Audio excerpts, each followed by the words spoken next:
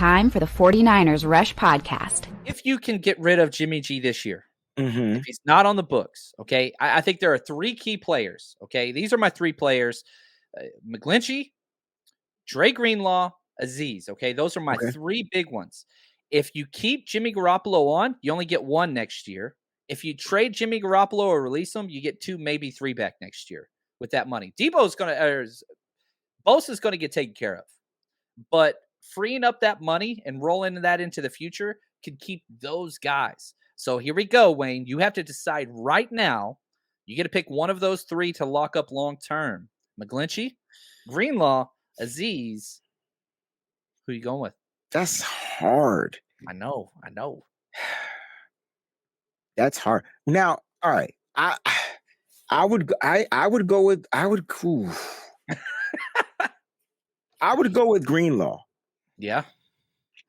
And I'll explain why. As far as Mike McGlinchey is concerned, the 49ers have drafted tons of offensive linemen that they just appear like I feel like Spencer Burford can go back to playing right tackle once, this experiment of right guard is over with. So I think they have a nice rotation on the offensive line. They just need to develop. And I think, he's going to get his guarantee money this year from the 5th-year option, and they'll probably walk away from him and, so forth and so forth. But if he has a crazy dope season, who knows what's going to happen. But he might demand a lot of money, and the 49ers aren't going to pay that. You saw they let Laken Tomlinson walk and things like that. So that would be that. Now, as far as your linebackers, you need a B to the A. We got an ABA. That's the rhyming scheme we got on our team. I would say we got a Fred Warner, we got an Al Shire, then we go right back to Dre Greenlaw. All those guys can play Mike. They can play all the linebacking spots. The reason why I would go Greenlaw is because he's just a playmaker. Did you see the press conference yesterday when they asked? Absolutely, all right, bro. I got this clip. I'm going to cut this. They asked Dre Greenlaw, because Aziz was talking trash because they're roommates, about how Greenlaw's dirty. He's a dirty roommate. Yeah, so here is Dre Greenlaw responding to Aziz. Talking. Aziz is the dirtiest person I ever met.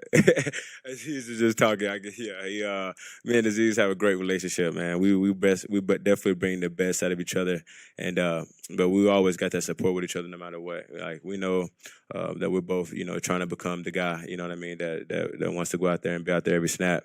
But besides that, I mean, there's nobody else in the locker room that I probably can go to and talk to about what's going on, or on and off the field, about my personal life, whatever it is. Like, he's the guy I go to, and vice versa, like, because we just understand each other from that level. And no matter what, that's my dog. Like, that's my number one guy. So I mean, when I see Aziz strap up and he's ready to go, like, it just, that energy just flows throughout, me, and then it flows throughout everybody, and we just kind of just feed off each other, and that's what they can't ask for no more than that. I'm not getting rid of Dre. I can't get rid of Dre. I love him too much, man. And I'll say this, that relationship, what he just kind of portrayed, that is the epitome or the microcosm of what this 49ers roster is. Insane depth, insane competition, but it's not toxic. It's not, you or me. No, it's us. The fact that those two guys are so close, yet they're competing for one job. One. I think that's huge. And we saw the same thing with Jimmy and Trey last year. Media want to create narratives of toxic and, you can't have them around because of this and confidence level. No, man, that's media-driven narratives. That's not played out in this locker room. Mm-hmm. And yeah, I'm with you, Jerome. I wish we could keep them all. I wish we could. Nah, Aziz gonna cost too much. I think Dre. It's weird though, because Aziz was the undrafted guy. Dre was the drafted guy. Mm-hmm. I would go with Dre just because I felt like he plays more off instinct. Like, he has a better knack for the ball. I would like that. I like that. And he's made a lot of big plays. No, don't get it twisted. I love Aziz Al-Shire here. There's no wrong choice here.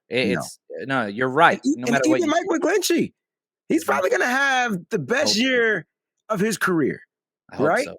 And then it's like, dang. But if you look at the way that the 49ers stacked the offensive linemen, it kind of painting a narrative that they're going to move forward. Go look at the linebacking depth. It's not even equivalent to what they did with the offensive line. Just go look at it. You're going to be like, Demetrius Flanagan fouls, and then who, and who, and who, and who? And who?